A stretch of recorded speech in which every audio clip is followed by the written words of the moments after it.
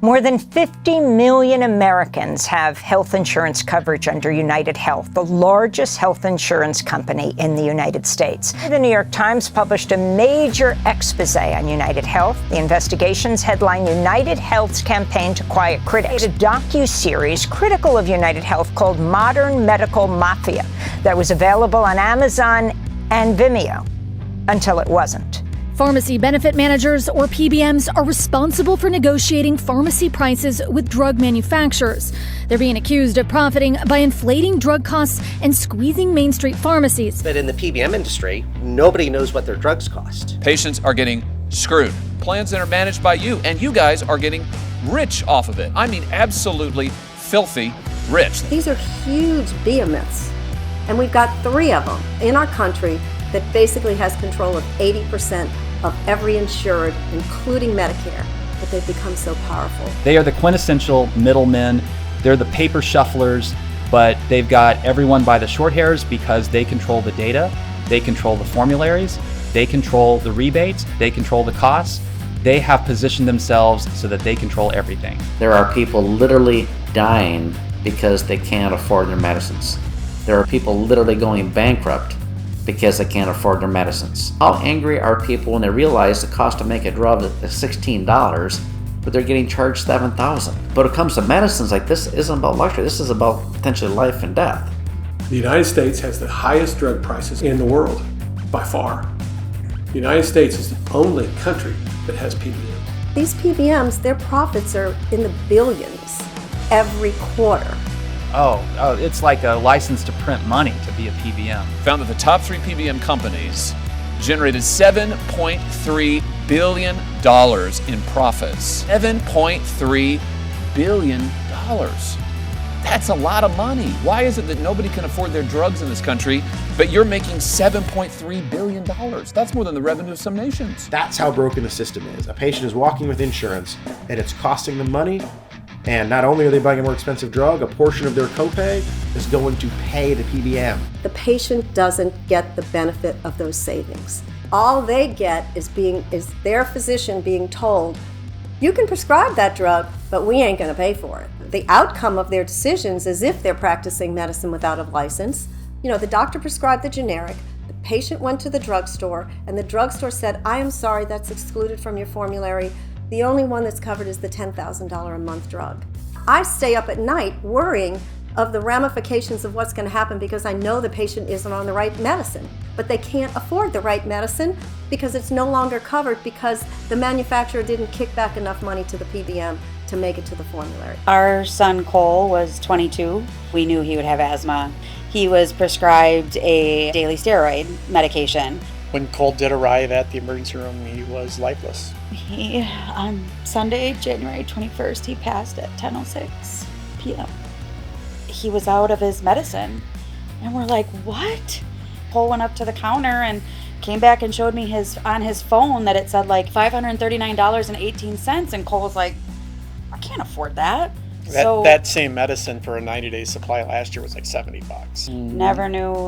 Never even heard the 3 letters, the term, the nothing. Then you look at all of the other tools that PBMs use to control the formulary, whether it's step therapy, where they decide which drugs you can take in which order. And oftentimes they put in a drug that the patient had already tried before and failed. The PBMs have evolved this, frankly, into an aggressive profiteering engine. Mafia is small ball compared to what PBMs do. The scale that PBMs do it, the brazenness that they do it, and the sophistication. Criminals understood what PBMs were. PBMs is what they would aspire to be. It is like a mafia, killing people, causing people to suffer without any consequence. Why is it a good idea for the biggest PBMs to be owned by the biggest insurers, and now you're buying up pharmacies as well? Why should we allow that? How is that good for patients? And you are directing patients to the pharmacies that you own. The problem is there is no competition. It's a racket. It's a total racket. And the people who lose are the patients who cannot afford their prescription drugs. It's time for this Congress to do something about it. Do you solemnly swear or affirm that the testimony you are about to give is the truth, the whole truth, and nothing but the truth, so help you God? Do your companies steer patients to affiliated pharmacies, yes or no? The answer is no. Dr. Costner? No, sir. Dr. Conway? No. Patient steering is rampant within PBMs. They are steering America's sickest patients into their pharmacy channels. And not only are they steering these patients to their pharmacy channels, but they're massively marking up the price of those drugs. Like multiple sclerosis, which in Massachusetts, the PBMs were marking up by as much as 38,000%. Or leukemia, which they were marking up by 13,000%. Or HIV, which they were marking up by more than 4,000%. So these are high-cost drugs, specialty drugs. And you know where there's dollars, there's going to be PBMs. So, shipping them through the mail is really could be very hazardous.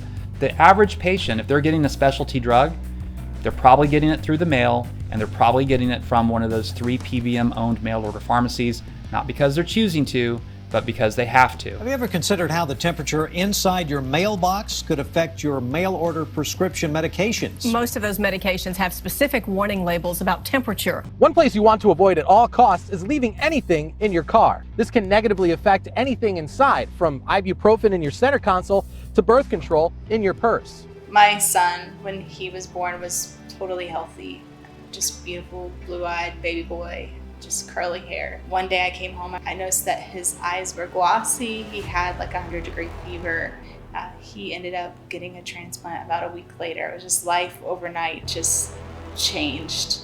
At one point they did say they didn't know if he would ever walk or talk again. He said, oh, you know what, that is a specialty medication. It's liquid oral transplant medication. We just don't feel comfortable filling that. You'll need to get that filled at a specialty pharmacy. I decided to try mail order. They shipped his medication on a 102-degree day.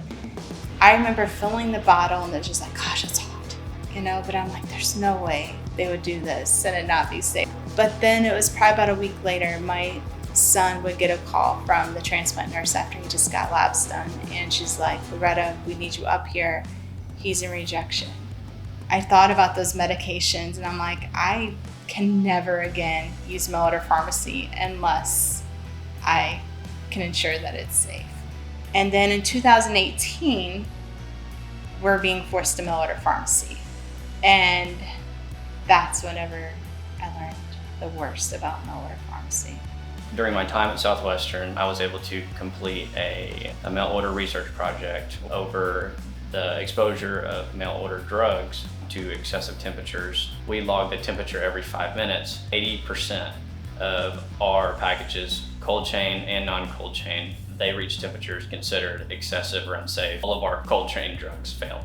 It's very alarming. For 80% considered unsafe by our current regulatory body, that's all of your injectable drugs. Exposed to any unsafe environment, it can become less efficacious and it can become harmful to a patient and could have resulted in death. No one's truly ensuring that it's safe. So I had to know, how much are they profiting? How much money do these employers think that they're saving forcing us? They reimburse themselves over 10 times more than what they reimbursed our local pharmacy. So right away I'm learning this has nothing to do with cost. This has a whole lot to do with greed. They don't care about my son. They don't care about patients. All they care about is how much money they can siphon off of this system. What happened that could possibly have a business that was the only pharmacy in town, fantastic reputation, all of a sudden not be able to be sustainable anymore? Medicare program says you have to go mail order. So maybe there's 300 of those 3,000 people that no longer had a choice.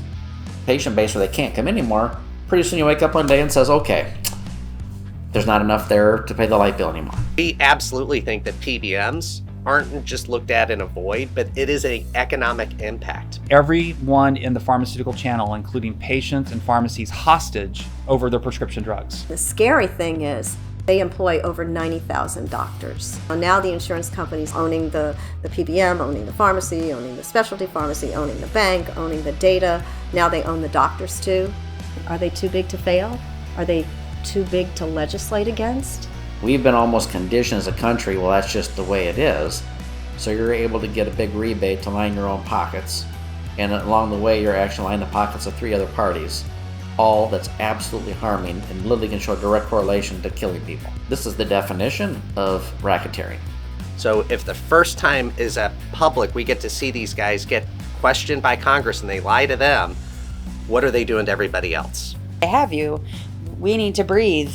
The MS patient needs to survive to function. The diabetic patient needs insulin to survive. The list goes on and on. They're greedy, they want money. At any cost. Yeah, any cost. The stories are just unbelievable. But the more that patients understand, what is happening to them and who is profiting, the more patient advocates we're going to create. 5 people to 5 million people, 5 postcards to 5,000 postcards, just being as persistent and as loud as we can possibly be so that our lawmakers have no choice but to hear us. If we could just come together, all differences aside, the number one thing is that we take care of each other, realize what a powerful impact they can have if they would just step forward and use their voices for each other. We have incredible facilities, incredible people, incredible technology. We can prevent 80% of disease. Then why aren't we? Because the current health plans are designed to healthcare profiteer, not to actually help people prevent disease and lower cost. Who wants lower cost? Everybody else.